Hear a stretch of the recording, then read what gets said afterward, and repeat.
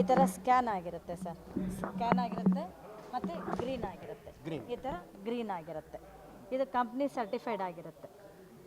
ಇನ್ನು ಈ ಥರ ಕಂಪ್ನಿ ಸರ್ಟಿಫೈಡ್ ಆಗಿರೋ ಕಂಪ್ನೀಸಿಂದ ಮಾತ್ರನೇ ನಾವು ತರಿಸ್ತೀವಿ ಸರ್, ಬೇರೆ ಕಂಪ್ನಿಗಳಿಂದ ತರಿಸಲ್ಲ. ಈಗ ಹೊರಗಿನ ಅಂಗಡಿಗಳಿಗೂ ಅಥವಾ ದೀಪಾವಳಿ ಸಂದರ್ಭದಲ್ಲಿ ಬರುವಂಥ ಅಂಗಡಿಗಳಿಗೂ ನಿಮ್ಮ ಅಂಗಡಿಗಳಿಗೂ ಏನು ಡಿಫ್ರೆನ್ಸ್ ಇದೆ ಸರ್? ಏನಂದರೆ ನಮ್ಮ ಈ ಥರ ಪರ್ಮನೆಂಟ್ ಅಂಗಡಿಗಳಂದರೆ ಸರ್ಟಿಫೈಡ್ ಆಗಿರೋವಂಥದ್ದೇ ತರಿಸ್ತೀವಿ ಸರ್. ಬೇರೆಯವರ ಏನು ಮಾಡ್ತಾರೆ ಅಂದರೆ ಕೆಲವೊಬ್ಬರು ಎಷ್ಟು ಚೀಪಲ್ಲಿ ವರ್ಕೌಟ್ ಆಗುತ್ತೋ ಆ ಥರ ಕಮ್ಮಿ ಕಂಪ್ನಿಗಳಲ್ಲಿ ತರಿಸಿ ಅದು ಸರ್ಟಿಫೈಡ್ ಗ್ರೀನ್ ಲೋಗೋ ಇರಲ್ಲ, ಅದನ್ನು ಡೂಪ್ಲಿಕೇಟ್ ಮಾಡಿ ತೊಗೊಂಬರೋರು ಇರ್ತಾರೆ ಸರ್.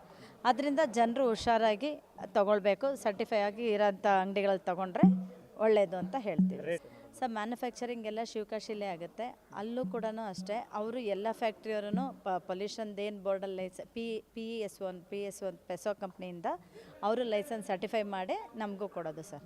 ಆ ಪ್ರಕಾರವಾಗೇ ಮಾಡಿರ್ತಾರೆ. ಆಮೇಲೆ ಒಂದೊಂದು ಕ್ರ್ಯಾಕರ್ಸಲ್ಲಿ ಇಷ್ಟೇ ಡೆಸಿಮಲ್ ಹೊಡಿಬೇಕು ಅಂತ ಇರುತ್ತೆ, ಆ ಡೆಸಿಮಲ್ಲಲ್ಲೇ ಇರುತ್ತೆ. ಈಗ ಏನು ಅಂದ್ಕೊಳ್ತಾರೆ, ಯಾಕೆ ಸೌಂಡ್ ಇಲ್ಲ ಅಂತ ಅನ್ಕೋತಾರೆ. ಹಾಗಲ್ಲ, ಅದಿಷ್ಟೇ ಡೆಸಿಮಲ್ ಸೌಂಡ್ ಬರಬೇಕು ಅಂಥೇಳಿ ಏನು ಇದು ಸುಪ್ರೀಂ ಕೋರ್ಟಿಂದ ಅವರಿಗೆ ಆರ್ಡ್ರ್ ಆಗಿದೆಯಲ್ಲ, ಅದೇ ಇದರಲ್ಲೇ ಇವಾಗ ಎಲ್ಲದನ್ನು ಮಾಡ್ತಾ ಇದ್ದಾರೆ ಸರ್. ಹಾಗಾಗಿ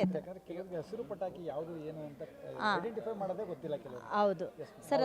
ಅದನ್ನು ನಾನು ಹೇಳೋದೇನು ಅಂತಂದರೆ, ಅವರು ಎಲ್ಲೇ ತೊಗೊಳ್ಬೇಕಾದ್ರೂ ಆ ಗ್ರೀನ್ ಸರ್ಟಿಫೈ ಆಗಿರೋದು ಮತ್ತು ಸ್ಕ್ಯಾನರ್ ಆಗಿರೋದು ಇರುತ್ತೆ.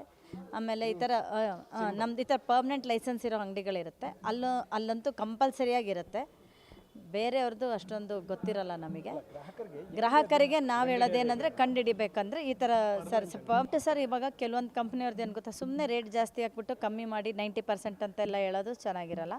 ಹಂಗಾಗಿ ಇದು ಕೆಲವೊಂದು ಕಂಪ್ನಿದು ಏನಾಗುತ್ತೆ, ಸ್ಪಾರ್ಕ್ಲರ್ಸ್ ಅವರೆಲ್ಲ ತುಂಬ ಜಾಸ್ತಿ ಇದು ಮಾಡಿರಲ್ಲ, ಹೈ ಎಲ್ಲ ಹಾಕಿರಲ್ಲ. ಅಂಥವ್ರದ್ದೆಲ್ಲ 10 to 20% ಕೊಡ್ಬೋದು ಅಷ್ಟೇ, ಆ ಥರ ಇರುತ್ತೆ. ಕೆಲವೊಂದು 60% ಓವರಾಲ್ ಆಗಿ 60 to 90%ವರೆಗೂ ಇರುತ್ತೆ.